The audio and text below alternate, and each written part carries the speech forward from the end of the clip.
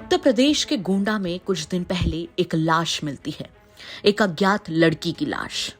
Police दंग थी कि आखिर कौन है जिसने इस लड़की को इस बेदर्दी से मारा। जब पुलिस ने इस मामले का खुलासा किया तो सभी के होश उड़ गए, क्योंकि पुलिस ने बस्ती की मृतका की मां और भाई को ही इस मामले में गिरफ्तार किया है। साथ ही हत्या में उपयोग की गई गाड़ी को भी बरामद कर लिया है।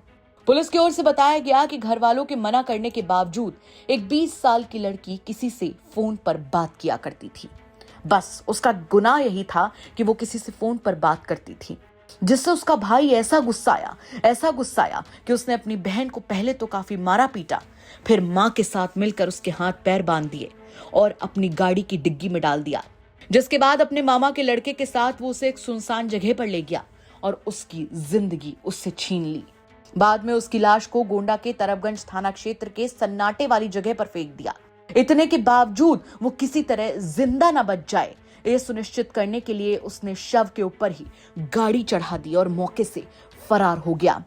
जरा सोच कर देखिए कि एक भाई ही अपने ही खून की बहन से, अपनी ही सगी बहन से ऐसा बैर कैसे कर सकता है कि उसने अपनी बहन को तड़पा कर मारा, और तब तक मारा जब तक उसकी जान नहीं चली गई।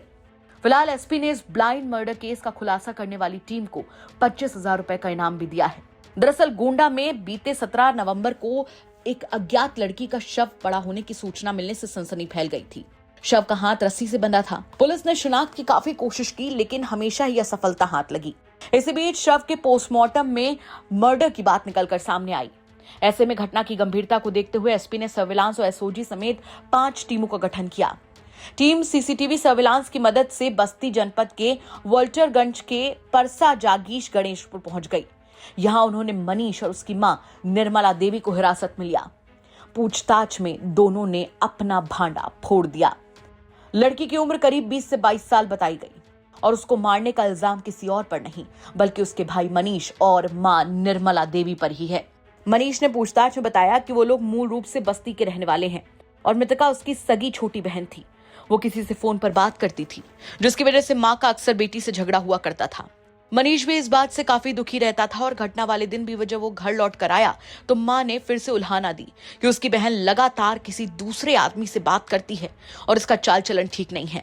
जिसके बाद जब मनीष से बहस हुई तो उसने अपनी ही बहन के साथ काफी मारपीट की और जब वो बेहोश हो गई तो ऐसे में उसे सुनसान जगह पर ले गया और मामा के लड़के के साथ मिलकर अपनी ही बहन को मौत के घाट उतार दिया।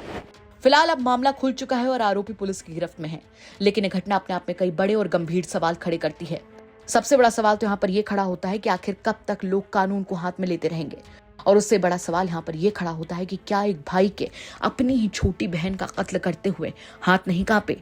इन तमाम सवालों के साथ आपको छोड़कर जा रहे हैं। साथ ही आपसे भी कहना चाहेंगे कि अगर आपके आसपास के इलाके में कोई ऐसी बड़ी घटना होती है जो कि क्राइम की एक बड़ी खबर बन सकती है तो हमें कमेंट करके जरूर बताइएगा। हम उसकी तह तक जाएंगे, उसके बाद में उसे खबर के तौर पर आप तक जरूर पहुंचाएंगे। नमस्कार।